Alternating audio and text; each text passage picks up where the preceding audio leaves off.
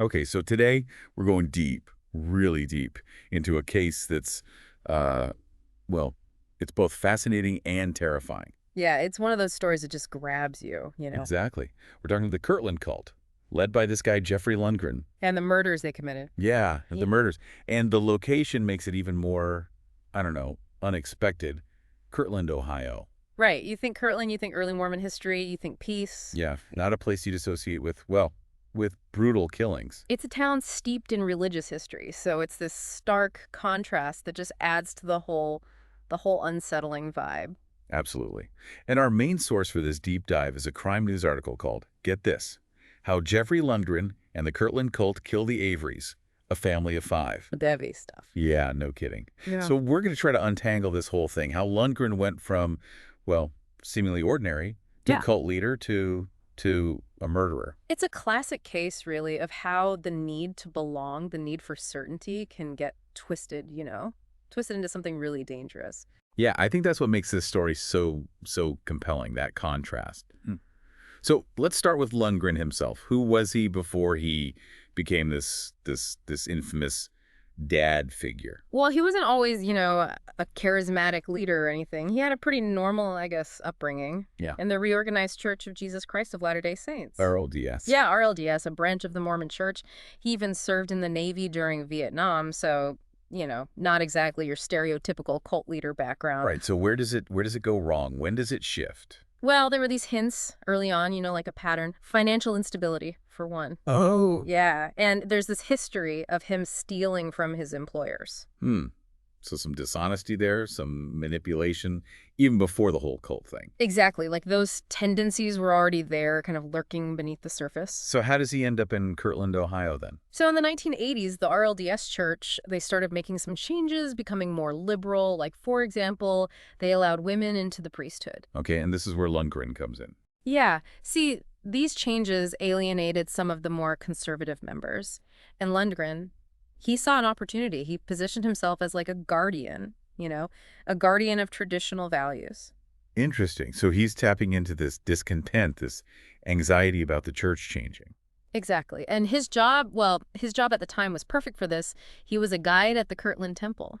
Oh, wow. So he's literally standing in this historically and spiritually important place. Yeah, and he's delivering his message, his very specific message, to a captive audience. So the setting itself plays a role in his rise to power. Absolutely. He's weaving his narrative into the very fabric of Kirtland's religious history. That's pretty chilling when you think about it. So people start following him. Oh, yeah. His teachings, they started attracting followers, especially those who felt left behind by the RLDS church's shift. He offered them something, I guess. He did. He offered them a sense of belonging, of being part of something exclusive, something that promised them certainty in a world that felt uncertain. It's this idea of belonging, right? It's so fundamental to us as humans. It is, but it's also something that can be exploited, manipulated. And Lundgren he was good at that. He was a master at creating this sense of community, but it wasn't free, not at all. The price, complete submission to him. He demanded loyalty. Absolute loyalty, obedience.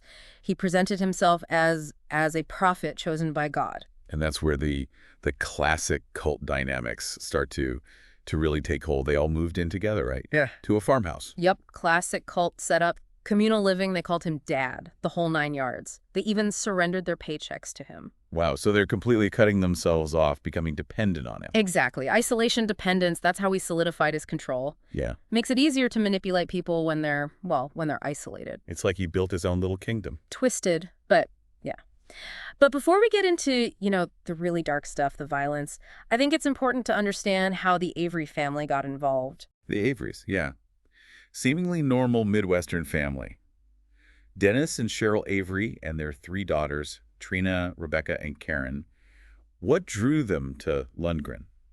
I mean, they were drawn to the same things as the others, I think. Lundgren's charisma, the promise of spiritual certainty, that sort of thing. They really believed he was a prophet, especially with all the changes happening in the world. But there was something a little different about them.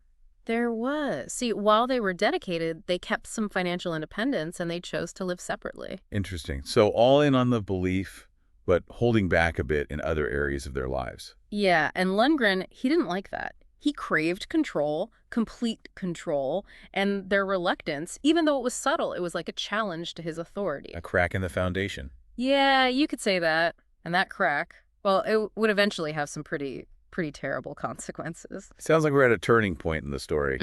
We've got the setup, Lundgren, the cults, the Averys. Let's pause here and come back to this in the next part. I think things are about to get a lot darker. Oh, yeah. Buckle up. Because Lundgren's paranoia, it's about to escalate, leading to a shift in his teachings, a shift toward, well, violence. Okay, so we left off with this tension, right? Lundgren's demanding absolute loyalty. The Averys, they're devout, but they're holding back just a little. What happens next? How does it get to, to violence? Well, Lundgren's teachings, they take a dark turn, like really dark. He gets fixated on these apocalyptic prophecies, becomes super paranoid and militant, actually. Oh, wow. Yeah, starts wearing military fatigues, has his followers doing firearms training, starts preaching about this violent struggle that's coming, like a takeover of the Kirtland temple. So it's not just like waiting for the end of the world. It's actively preparing for a confrontation. Exactly. This isn't passive, sitting around waiting for God to do something. It's about them taking control using force. That's a whole other level of scary. Yeah, for sure. But his plan to take over the temple, it actually gets thwarted. Someone tipped off the authorities. Oh. Yeah. Could have been a completely different story. Maybe a much bigger tragedy. Who knows? It's crazy to think about what could have happened.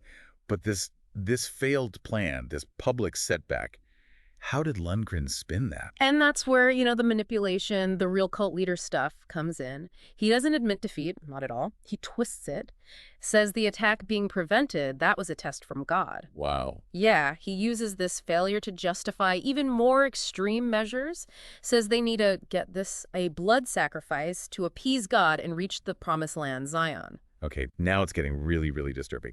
He's shifting the blame, increasing the fear, and using that to justify violence. And the Averys, with their slight resistance, they become the target. Tragically, yes. Lundgren, he already resented them, right? Right. Their financial independence, the fact they live separately, it was like a constant reminder that he didn't have total control. And in his messed up thinking, they become this obstacle, this sacrifice that has to happen so the rest can reach, Zion. It's chilling how he uses their fears, their desire to belong, to justify something so horrific. He preys on their vulnerabilities. Every one of them uses this language, these images, to create this us versus them mentality. They're isolated, dependent on him, terrified of the outside world. By the time he says they need a blood sacrifice, they're trapped. It's important to remember, though, they weren't bad people. They were manipulated. Yeah. Let's talk about what happened on April 17th, 1989. What happened to the Averys? That night, they're invited to the farmhouse for dinner. No idea. It's a trap, of course. One by one, they're taken to the barn, tied up, gagged, thrown into a pit. Lundgren and his closest followers, his own son Damon is there. They execute them.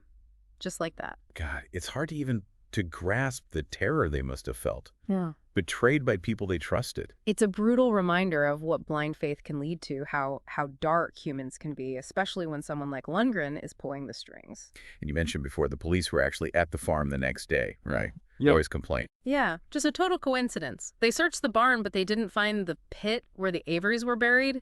It's like they were so close to uncovering everything, but the truth stayed hidden. So evil hiding in plain sight. But the truth did eventually come out, and it was because of, well, a pretty surprising source. It was. Larry Keith Johnson, a member of the cult, but he was disgruntled. He had his own issues with Lundgren. And he's the one who exposed the whole thing. He went to the police, told them everything about the murders. So it was revenge then. His anger at Lundgren. Yeah, it's a strange twist, right? Personal turmoil leads to, well, justice, I guess. Leads to the cult being exposed, Lundgren and the others getting caught. Justice through unexpected means, even if the motivations aren't, pure. But how did Lundgren have this much control over people, enough to get them to participate in murder? It's complicated, but we can see some classic cult techniques here. Charisma, fear, he used both. Created this atmosphere of paranoia, made them distrust the outside world, made them totally dependent on him. So it wasn't just blind faith. No, it was calculated. Lundgren, he used things like love bombing, showering new recruits with attention, making them feel special. And then gradually the fear and guilt creep in. He controls what information they get, isolates them, makes them question their own judgment. So he creates this reality where he's the only source of truth. Questioning him is like betraying the group, betraying God. Exactly. And he uses that power to justify everything, even murder. Twists scriptures to fit his narrative. Any dissent is an attack on their faith. He took their good intentions, their desire for meaning, and weaponized it. What you're describing it's terrifying. It shows how important critical thinking is, especially when you have a leader with absolute authority. Before we move on to what happened after, I have one more question about the murders. The details, the pit in the barn, the weapon, the names, it's all so disturbing. Why do you think it's important to face those details, even though they're so hard to hear? That's a good question. I think it's because, well, confronting the details, no matter how awful they are, helps us understand what happened. It makes us remember that the Averys weren't just victims, they were real people with lives, families, hopes, dreams. It's about honoring them. Yeah, and by understanding how Lundgren did what he did, how he manipulated people, how the violence happened, well, maybe we can recognize those warning signs in other situations. We can learn to be more critical, less susceptible to that kind of manipulation. Powerful stuff. Let's take a pause here. We've covered a lot: Lundgren's paranoia, the Averys, the murders, how cults work. In the last part, we'll talk about what happened after all of this, what happened to the community, to Lundgren's followers. Yeah, there's still a lot to unpack, lessons to be learned, and maybe, just maybe, a little bit of hope to find in all this darkness. So we've been through a lot with this case. The Kirtland cult, it's both captivating and deeply disturbing. But I think now we need to talk about what happened after. What about Kirtland, Ohio? What happened to the town after this awful crime came to light? It's a big part of the story, and it often gets kind of forgotten, Think about it. This town, it's deeply rooted in religious history. It's known for the early Mormon movement. And suddenly, bam, it's in the spotlight, but not for something good, for something truly terrible. Yeah, it's this stark contrast. It's almost hard to believe. Did Kirtland ever really recover? That's tough to say, honestly. Trauma affects everyone differently, right? A community, it's made up of so many different people, so many experiences. But there's no doubt Kirtland was under scrutiny, people judging, this feeling of betrayal. And I think people were wrestling with this question: how could this happen here in a place so connected to spirituality? It makes sense, right? You want to understand, and sometimes understanding means blaming, figuring out where it all went wrong. But in this case, their faith, it was the tool used for manipulation, for violence. That's going to be hard to come to terms with. For sure. It challenged everything they believed in, made them ask these really uncomfortable questions about authority, about belief, about how extremism can hide, even in places that seem so devout.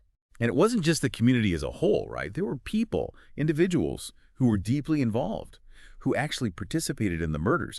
What happened to them after Lundgren was arrested? Well, like we talked about before, some of Lundgren's closest followers, his own son included, got life sentences. They had to face what they did, live with it. Others, they made deals, testified against Lundgren in exchange for less time. Can you imagine realizing that everything you believed, everything you dedicated your life to, it was all based on lies? How do you even begin to process that?